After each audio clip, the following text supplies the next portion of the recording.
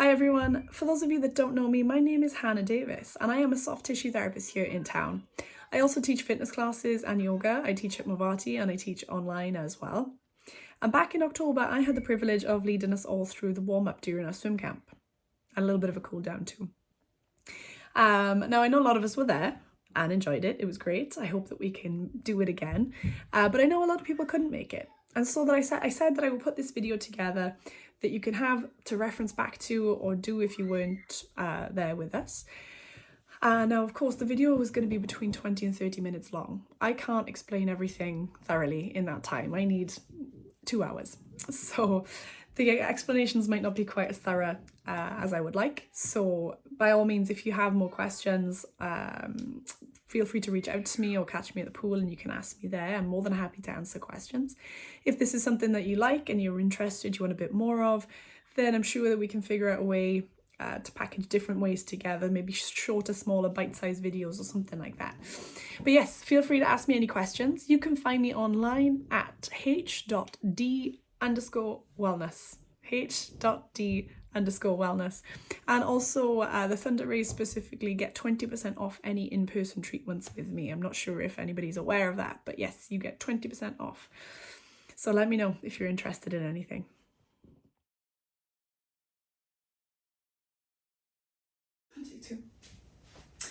Hi everyone, we're going to get started with the big six. It's a technique for the lymphatic system.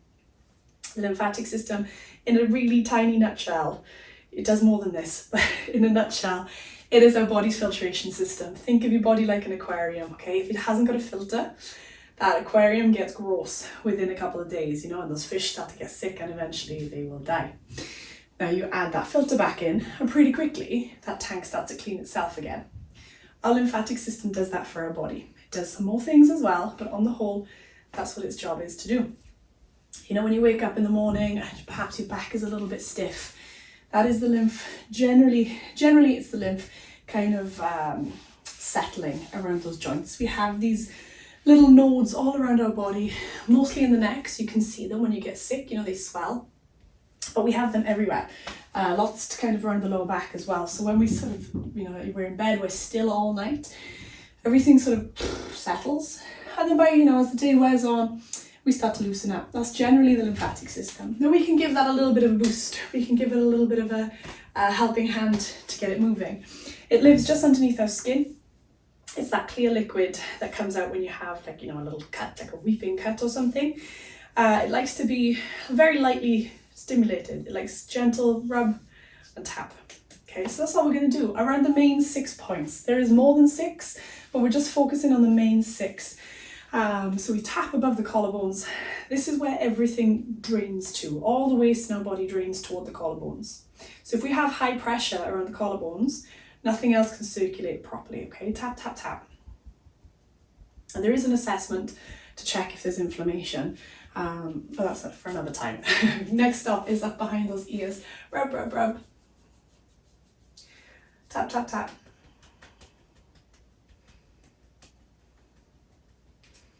Good. Armpit. Rub, rub, rub. And get on those ribs too. Give them a good scratch. You might be quite tender under there. Tap, tap, tap. Other side. Rub, rub, rub. Tap, tap, tap. Good. Above and below the belly button. Circles up and down, side to side, doesn't matter. Tap, tap, tap. Hip crease. Tap, tap, tap. Last spot is behind the knees. You can do one at a time, you can do them all at the same time, doesn't matter. But try and stick to that order. Tap, tap, tap. And then we just kind of bash up and down on those heels. Get that jiggle, shake it all around. Our circulatory system obviously pumps, the heart pumps our blood around, but the lymphatic system doesn't pump. It relies on our muscle contractions and the pressure of our diaphragm inhale and exhales. Good. Swinging those arms, feet hip width apart. You can bring the foot into it as well, or the hip. Slow, fast. Doesn't matter where the hands land, there's no instructions, no rules.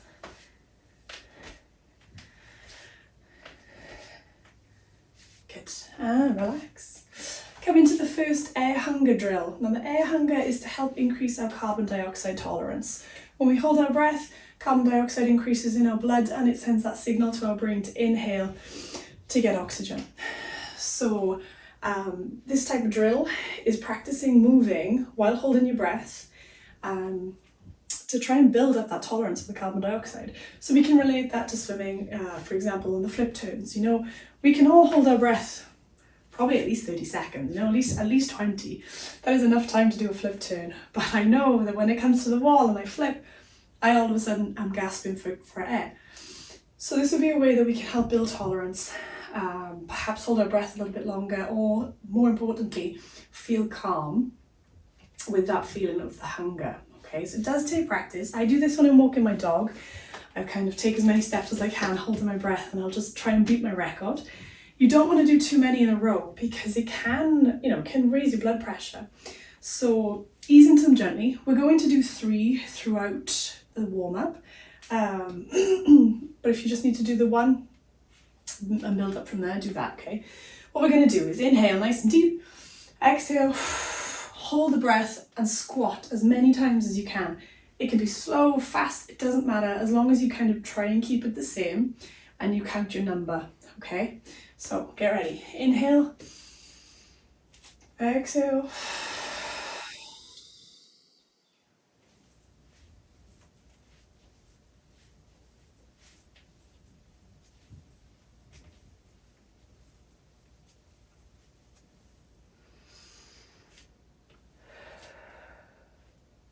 So you're trying to take a calm inhale. I know your brain is like, breathe, and you want to gasp it in, but try not to. Try and breathe in slow. Okay, so think of your number, remember your number. We're going to do it again.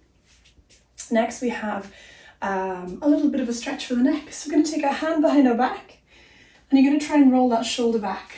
Okay, I'm going to drop my chin to the opposite side of my chest, and now you can feel that stretch kind of on the back of the neck, top of the shoulder. Now nerves, our nerves don't love to be just held and stretched, okay?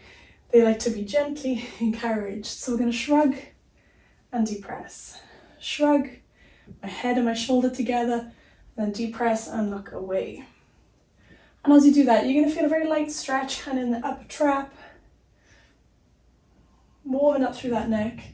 And we're not going to do too many on each side, just maybe 5 to 7. Good, and change sides. Take that other hand behind the back, roll that shoulder blade back, scrunch everything together, and then exhale, look away, squeeze that shoulder down.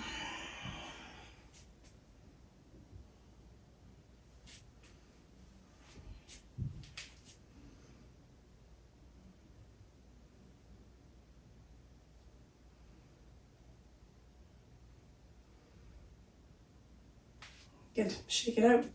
Next one is a stretch for our bicep, our chest, our thumb and our fingers.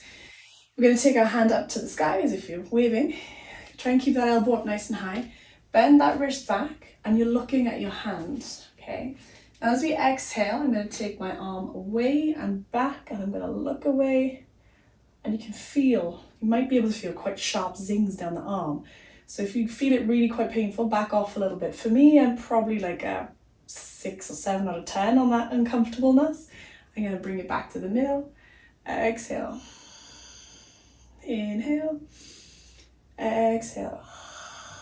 So just keep moving it nice and slow, nice and steady. Those nerves, if you think of like an uncooked piece of spaghetti, they're surrounded kind of in a straw almost. And you want that straw, you know, if you were to hold a straw, that spaghetti should slide, okay? And so that's our nerves. We're trying to slide them through that straw.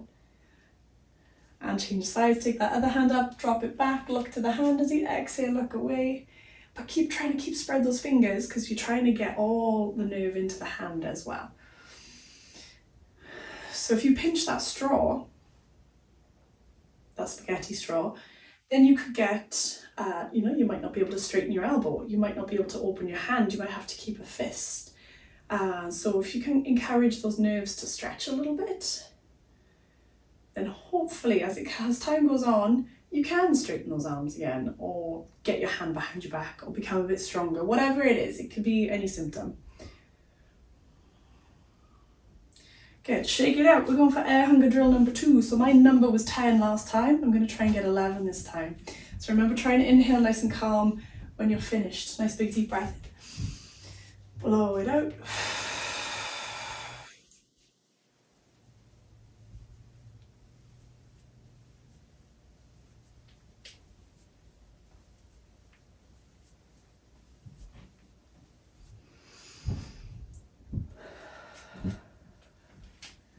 Did you beat your number? I did. I got 11. Going for the ulnar floss next. So, and the back of the arm, tricep. The tricep's obviously super important. Again, if your tricep nerves in your armpit or anything are impinged in any way, it's going to impede your ability to stretch and lengthen all the way. You might have symptoms like carpal tunnel, you might have elbow pain, other kind of wrist injuries which are common in cyclists when you're leaning on your hands all the time. So this isn't going to fix your problem, but it might help, you never know. This is my favourite one. Hands together in a prayer, hands low, shoulders low. Now when it hurts, you're going to want to do this, you're going to want to scrunch up. So try and keep it down, okay? Side to side, and that is it. Now when I take my hand to the side, I can feel all tension going down my tricep and into my pinky finger. But it's that sort of edge anymore, and it would be painful, so I'm sort of on that edge. And you don't want to do too much. It's quite easy to annoy the nerves.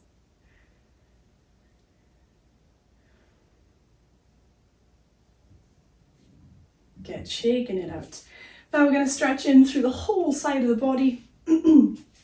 So taking one leg behind us, reaching up and kind of leaning over to the side and just switch. Exhale to come a little deeper into the stretch. Inhale to change positions.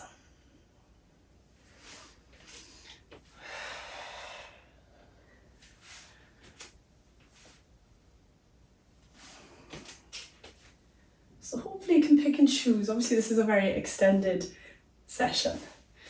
I tend to just do the flosses. You don't see me warming up very much, but I'll just do like the arm flosses and those ones. And then I just go and swim gently for a couple of laps. So pick which ones you like, which ones feels good for you, and incorporate those into your routine. Good, as we exhale, so feet hip width apart. We're going to push our bum back, bend the knees if you need to, but we're going to slide down, and you can hold the knees. You could hold a low chair or something if you need to, but we're trying to kind of paddle those legs so you can stretch into those hamstrings, the sciatic nerve. If you can reach down to the floor, great.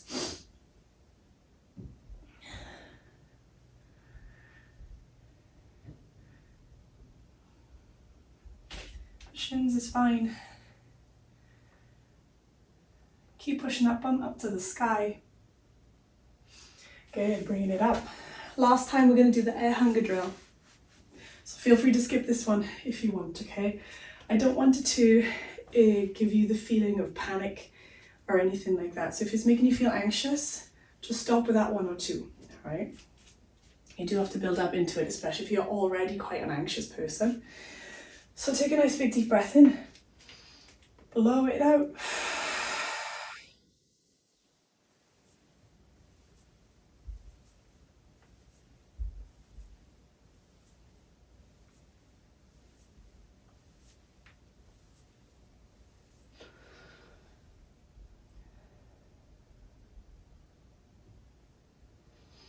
Good, trying to get that breath back under control as quickly as possible. Did you beat your number? I did. I've increased by 2, I'm now on 12. All right, let's take those feet hip width apart. Squatting it down. Again, use props, use the floor. I promise you, my squat used to look like this, okay? And now bear in mind, I've done yoga for like 15 years, so for me this is a very comfortable position. It should be a comfortable position. Don't give me none of that, I'm too old, okay? I've seen you all swim. You should be able to do it. I kind of joke that a lot of the world poops this way, so just saying. All right, use the floor, use a chair, table, whatever you've got in front of you, and just wiggle. Just find a way to wiggle into this. You can see I'm kind of going back and forth on my toes. You could keep it low, you could kind of move the knees. The point is that we're just trying to get really deep into that hip joint. Now hold it there. Alternative, if you do have actual proper hip issues and you can't get down there, you could put your foot on something, table, chair, whatever. So you can have your foot on something and you can kind of lean into it and you can get the same position, but a bit more accessible, okay? Of course, you might have to do one side at a time, but just to work on getting down there. From here, we're going to take it onto our hands and knees. I'm going to stretch into the chest. So you could use a wall. If you have a wall next to you, you could have your hand on the wall and just kind of lean away. But I'm going to use the floor because I'm pretty sure we all have access to a floor. Taking those hands quite wide, turning the hands out, and just simply lean that body side to side. If you can't quite feel it, you might need to take your hands a bit higher up, more like a wide position. But lean into it, use that other hand. It shouldn't be as tight after some of those nerve stretches we've already done.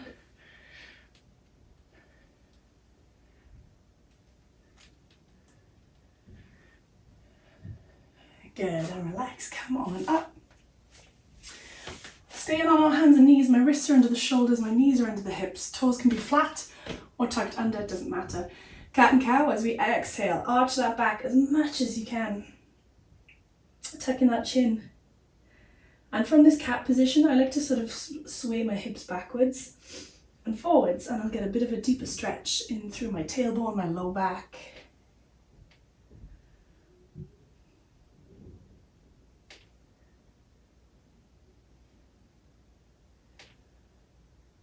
Good, bring it back to neutral, back to the middle. Now let's drop the belly towards the floor. I'm squeezing my shoulder blades together. And I'm going to wiggle my butt from side to side. So we're going to take the butt to the side. And hopefully you can see that I'm trying to make that space between my shoulder and my hip kind of as wide as possible. So I'm coming into that like C shape or that crescent shape. I remember what I said toward the beginning. Inhale to change position. Exhale to come into it a little bit deeper. I'm trying not to breathe into the microphone.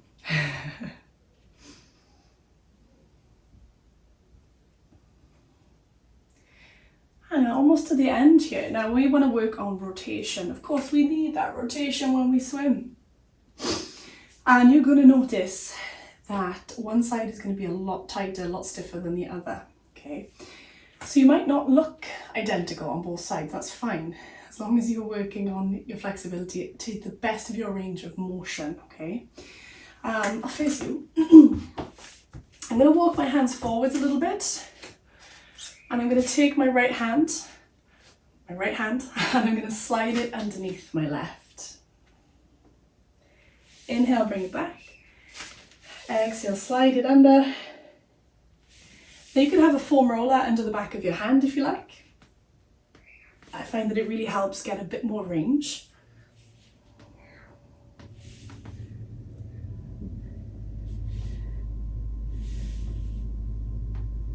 And again, about 7 to 8 on each side. Nothing too crazy. Changing sides, stretch it out. On.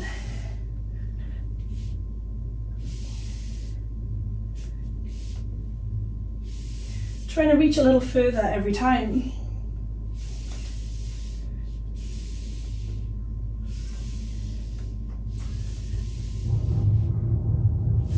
Good, bring it back to the middle. So we did that closed rotation. Okay, did that closed rotation. Now we're going to do the open rotation. But open rotation is the one that we tend to need more when we swim.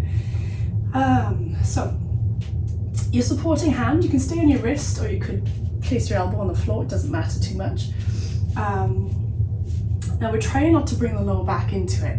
Okay, so if you notice that you're sticking the hip into it and you're kind of twisting the hip, you can put your bum on your heel and really isolate through those ribs.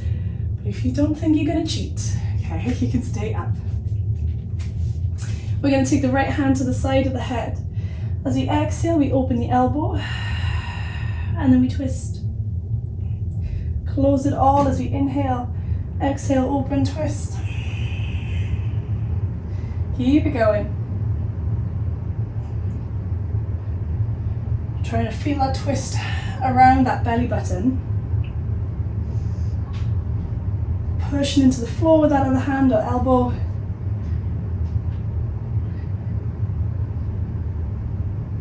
Good, and switch sides.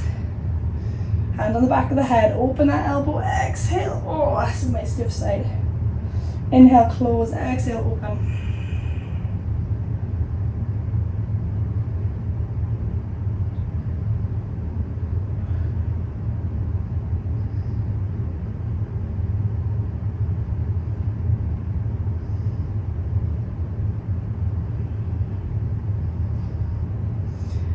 Good, and relax. Come on down to, actually, sorry, stay on your knees. Just stay on the knees. Stretching into one of the rotator cuffs underneath our shoulder blade here, subscap. Subscap is a small little muscle. It's one of the rotator cuffs. It is on like the back of the scapula. It is one of those muscles that makes us look like this. Okay. So you know when we swim, if you swim too much or if you lift really heavy weights, you can end up looking like this. And subscap, although yes, it can be tight, it can also be quite weak at the same time. I know it kind of contradicts, but it's going to give you that, it's the one that does that. You know, you're trying to get that catch when we swim, but it's going to help improve that.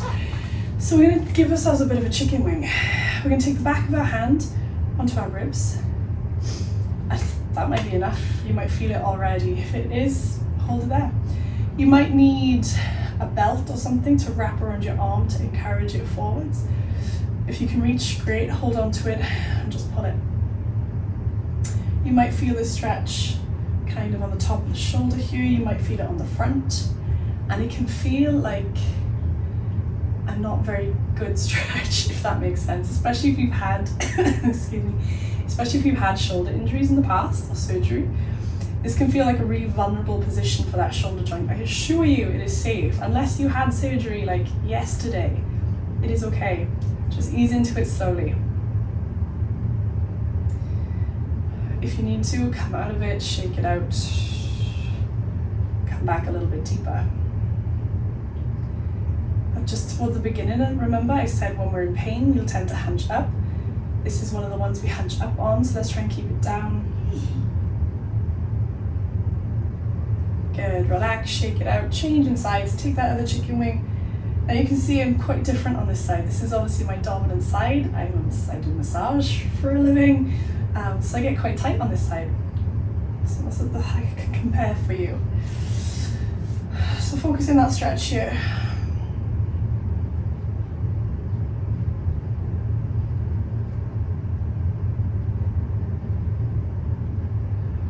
When you stretch, you're trying not to hold your breath, clench your face, stick your tongue in your cheek, things like that. Those are all signs of compensation. If you feel stressed, I suppose, or uncomfortable in a position, your brain is just going to tell you that that's not safe, and it's never going to let you into that stretch. So ease out of it. For me, that's kind of on the edge. I'm going to ease out of it. Take a breath, blow it out, shake it out. And then I'm going to come a little bit deeper again, and my brain is like, okay, safe. Her shoulder's not going to pop out of the joint. It never has. Touch wood. And you can see it's a little bit more range.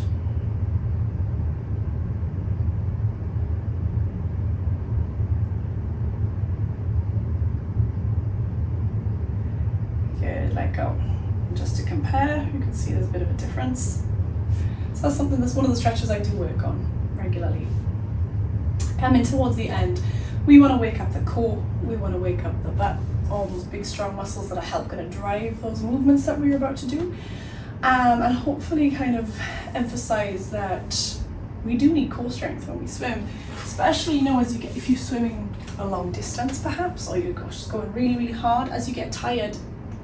Well, what I notice is when I'm going for it and I start to get tired, I really stick my butt out, and so my back gets this big arch, this big anterior tilt. Now, an anterior tilt is not the enemy as it's being portrayed in media all the time, but you know, an excessive one can be sometimes, and when we swim we want to keep everything in nice and firm. So that's what we're going to try and do, wake up those deep core muscles, okay? And when we do this, just like I said, you're trying not to clench, try not to clench your teeth, hold your breath, scrunch your shoulders, scrunch your eyes, anything like that. The contraction is actually quite gentle. The easiest way to describe it is, imagine that you're blowing up a balloon, yeah? And it's quite a stiff, it's a brand new balloon, and you've got to really pull in deep from the bottom here. So you're not just bracing the top as if you're going to get a punch. You're really blowing that balloon from the bottom, okay? So you're pulling that low belly in and you're kind of wrapping it around. Now I can keep that contraction there and I can still breathe freely, I can move freely. It's just very lightly there all the time, okay? So come on down to your backs. We're almost at the end. Come on down to your backs. You can keep the legs like this or you can straighten them out, it doesn't matter. Bring those arms up high over the head as if you're diving into a pool. Now when I relax, you can see I can get my hand under my back quite easily, okay? That's what we're trying to stop. Now a really good tool to have, or a little way you can monitor this, is by putting a piece of paper underneath your back and squishing that paper down, and you shouldn't be able to move it. That tends to be what I use when I do like personal training or whatever. But hand under my back, stretch out that belly, take a nice big breath in, and then we're blowing up that balloon, sucking that low belly in, and now I cannot get my hand under my back. I can still breathe, I can talk, I'm not clenched in any way, but here. So if you touch on the inside of your hip bones, it should feel nice and firm. Engage. You shouldn't be able to dig your fingers in really, not too much. And relax. Nice big deep breath in. Exhale, blow that balloon. Hold that contraction. Now I'm not lifting my shoulders, I'm not lifting my legs. I'm just pushing my lower back into the floor. Holding it for sort of 5 seconds or so. And relax. One more, exhale. Push, push, push. It's almost like you're hollowing everything out. But you're in that nice streamlined position. And relax. Bringing those heels in towards the bum. So you could almost tickle the backs of your heels. Squeeze that butt, lift it up. You can rest your hands onto the floor. We're not resting on the neck, you're resting on your upper back, okay? Squeeze that bum nice and tight. We need those when we swim too. Good, come on down. Exhale, squeeze, bring it up. Now what you might notice is your hips might be a bit lopsided. If that's the case, you want to obviously focus it more through that weaker side. Try and get them nice and even. Down. Squeeze it up. Careful not to overextend. You should have a nice line from your hip to your knee so you're not sticking your belly up too high. I notice that my left bum is a little bit weaker, so I'll tend to give it a little tap, encourage it to stay contracted. Again, I can feel that shake in 3, 2, 1. Come on down. Hug those knees into that chest. Good, let's roll onto our sides. Into a comfortable seated position. Doesn't have to be cross-legged. You can have the legs out straight, whatever's comfortable. Okay. Hands gonna come to those knees. And just ending with some very nice big deep breaths. for those lungs. Now our lungs go pretty much by our belly button, right up to our collarbones. And we only tend to breathe, maybe not so much as the swimmers, I feel like we breathe a bit more, but most people tend to breathe quite shallow in the chest. Okay, so I want us to breathe down here. I want you to really visualize those lungs. Close your eyes and think about those lungs. As you inhale nice and deep through that nose, think about filling them up halfway. When you think they're full, hunch those shoulders up, breathe in a little bit more. Shrug everything up and then blow it out.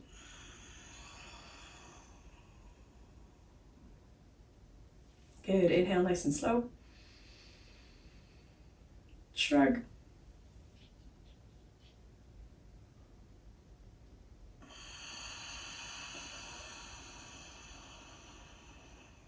And take one more. Make it your biggest, longest breath of the day. It might feel like you can hold your breath for an awkwardly long time. That is okay. One of the, not to throw too much yoga at you, but one of the yoga beliefs that I quite enjoy is that we're only born with a certain number of breaths. So we should slow them down as much as possible. And that's about as airy-fairy as I will get, I promise.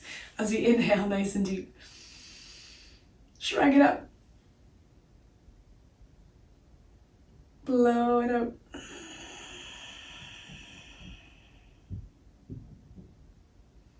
I hope that you feel a little bit more calm, a little bit stretched out. I hope you learned something and enjoyed it. Just like I said earlier, if you have any questions, reach out to me or you can find me online.